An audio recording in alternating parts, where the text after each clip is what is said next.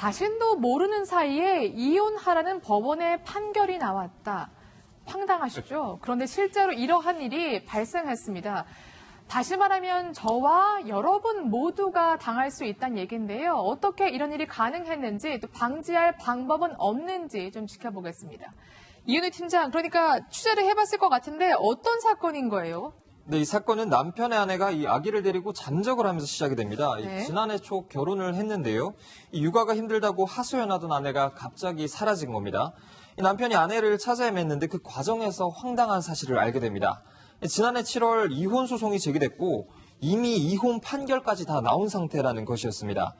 사실 상식적으로 이혼은 한쪽만 진행한다고 돼서 되는 게 아니잖아요. 근데 그렇죠. 이 남편도 이혼 과정에서 이 자신은 아무것도 몰랐고 아무것도 한 게 없는데 판결까지 나와버려서 황당하다는 그런 입장입니다. 네.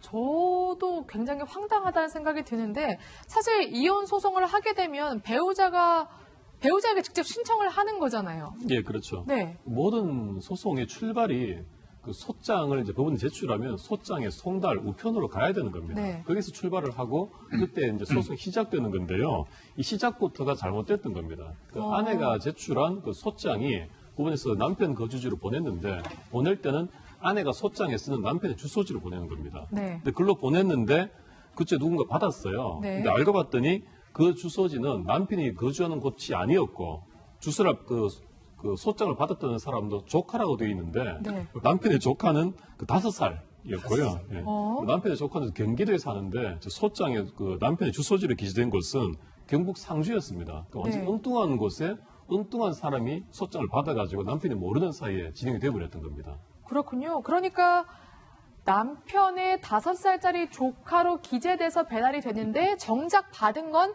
남편이 모르는 아내의 지인이 받은 거군요. 그러니까 누군가 남편이 송달받을 장소를 기재할 때 네. 조카라고 하면서 경북 상주 주소지를 알려준 거죠. 네. 그러면 사실상 이 조카는 경기도에 거주하고 5살에 불과하다면 조카는 아닌 거란 말이죠. 그럼에도 불구하고 경북 상주로 조카에게 간 이 우편 송달이 네. 누군가 받았기 때문에 그대로 통과가 된 거거든요. 우리 뭐 변호사님 계시지만 이혼 각종 서류는 도달주의입니다. 도달이 된 그 순간부터 이제 그 소송이 진행이 되는 것인데요. 네. 이거는 그러니까 조카가 경북 상주에 살고 있다고 그 법원에다가 그 주소지를 밝힌 사람이 문제가 있는 것이죠. 그렇네요. 또 사실 조카인 척하고 아내의 지인이 받은 것도 문제 같은데 또 하나 집배원이 사실상 확인을 해야 할 의무가 없을까요? 이게 조금 의아한데요. 확인을 해야죠. 왜냐하면 네. 주소가 틀리면 주소 보정을 통해 가지고 주소를 확인해야 되는데 집배원이 갔어요. 갔는데 사람이 있었어. 그리고 나서 우리가 등기 같은 경우는 사인을 받지 않습니까? 그러니까 지인이라고 사인했기 때문에 집배원이 실수한 건 맞아요. 당사자를 줘야 되는데 당사자 송달주의인데 그걸 아니고 다른 사람 줬다 그러면은 다르게 연락해서 해야 되는데 연락을 또 안 했어요. 네. 근데 그거는 서류가 지금 우정본부가 1년 동안 보관한다고 그러기 때문에 자세한 서류가 없기 때문에 그 당시 상황을 정확히는 모르지만은 집배원 입장에서 볼 때는 지인이기 때문에 전달해 줬다라고 돼 있는 거고 그렇기 때문에 지금 이 상황에서는 좀 더 사례를 확인해 봐야 될 것 같아요. 그렇군요. 요약하자면 엉뚱한 사람이 이혼 소송의 서류를 받았는데 법원은 남편이 받았다고 생각을 하고 소송을 진행시킨 겁니다. 근데 남편이 법정에 출석도 안 했을 텐데 아무리 서류는 엉뚱한 사람이 받았다고 하더라도요. 이런데도 재판이 진행이 됩니까? 그 법원 입장에서는요. 어떤 거냐면 남편은 그 이혼 소장을 받아놓고 네. 법정에 안 나오게 되는 거죠. 법원 입장에서는. 그래서 그 소장을 받고 법원에 나오지 않으면 의제자백이라 그래가지고 그 소장에 있는 내용을 다투지 않는 것으로 다 인정하는 것으로 간주합니다. 네. 그래서 이 아내가 제출한 이혼 소장의 내용, 이혼하라, 또 양육권 누구를 지정하라 이런 것들을 남편이 그대로 인정하는 것으로 돼가지고 최대한 빨리 진행이 돼서 그 원고 승소, 그 아내의 청구가 다 받아들이는 것으로 판결이 나버린 겁니다. 네, 그러니까 남편이 변론을 포기한 것으로 간주가 됐다는 건데 그래도 저는 조금 개선이 필요할 것 같아요. 서류 송달만으로 재판이 시작이 되고 불출석한다고 포기한 것으로 간주가 되고 위원님 어떻게 보세요? 아니 근데 네. 남편이 직접 받았다는 거를 원래는 통화를 해야 되는 게 맞거든요. 저는 이거 전달 과정에서 이 집배원의 실수가 결정적인 걸로 네. 인식이 돼요. 물론 이 남편이 받을 수 있는 장소를 허위로 기재한 아내의 책임도 있겠지만요. 네.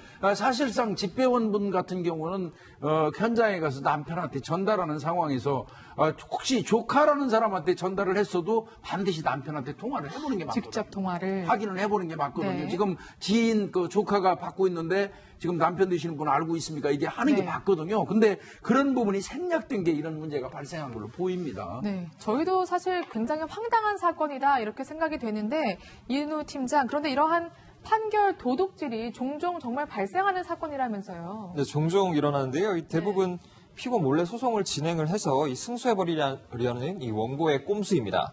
이 피고가 서류를 못 받게 하는 게 핵심인데요. 이 가장 많은 유형이 이 피고 주소를 일부러 원래와 다르게 적는 거고요. 이 두 번째는 서류에서 좀 더 나아가서 진짜 피고 대신 누군가를 대신 출석을 시키는 겁니다. 이 뭐 대학 강의가 아니라 진짜 법정에서 일어나는 일이고요. 이 네. 가짜 출석인에게 그러니까 제대로 된 주장이 아닌 좀 횡설수설을 하게 해서 이 승소 판결을 받아내버리는 그런 방식입니다. 그렇군요. 정말 별의별 경우가 다 있는 것 같습니다.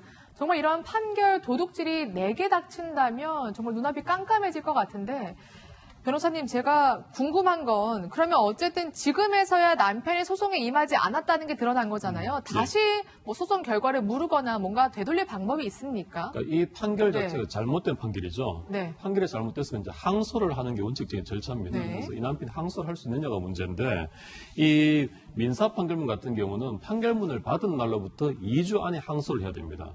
그렇지 않으면 2주가 지나버리고 나면 그 판결이 확정이 돼서 되돌릴 수가 없게 됩니다. 네. 그런데 이 사건을 보면요, 남편이 소송 과정은 물론이고 판결문도 아직 송달을 못 받은 거죠. 네. 그 아내가 적어냈던 자기 지인의 주소지에서 누군가가 받은 게 되니까 남편은 아직 판결문을 안 받은 겁니다. 네. 그래서 이 판결문을 받은 날로부터 2주로 진행되는 그 항소 기간이 아직 진행이 안 된 겁니다. 네. 그래서 남편은 언제든지 항소를 할 수가 있습니다. 실제로 이 남편은 항소를 제기를 해서 현재 항소심을 계류 중입니다. 그렇군요. 근데 만약에 2주가 지나면 가짜 판결이라도 되돌릴 수 없는 거예요. 항소를 안 하면.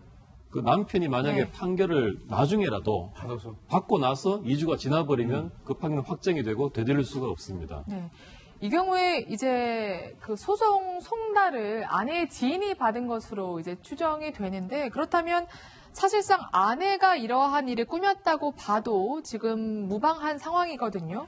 근데 이 네. 부분은 제가 판단할 때는 지금 이혼 소송에서 판단할 일은 아닌 것 같아요. 허위로 네. 뭐 이 주소를 적어서 보냈다든지 뭐 하는 거는 이 이혼 그 항소 이거하고는 별개로 아마 이거 수사도 필요할 것 같은 그런 생각이 듭니다. 예, 이게 만약에요, 이런 식으로 허위로 주소를 적어내가지고 어떤 그 금전 지급을 청구하는 판결을 받아서 했다면 소송 사기가 되고요. 네. 또 이런 이혼 같은 경우에 판결을 받아가지고 이혼 구청에다가 신고를 하면 허위 공문서 그 불실 기재죄라는 게 성립이 됩니다. 그 범죄가 되기 때문에 네. 굉장히 위험한 행위입니다. 그러면 추가로 진행될 이제 이혼 소송에서도 아내가 좀 불리한 위치에 서 있게 된다 이렇게 봐도 될까요? 그 법원 입장에서는요, 사실 네. 제일 기분 나쁘고 불쾌한 게 이런 거거든요. 아, 자기들을 그래요? 속인 거니까. 네. 예, 그래서 이게 이제 항소심에서 네. 알게 모르게 굉장히 불리하게 작용할 겁니다. 네.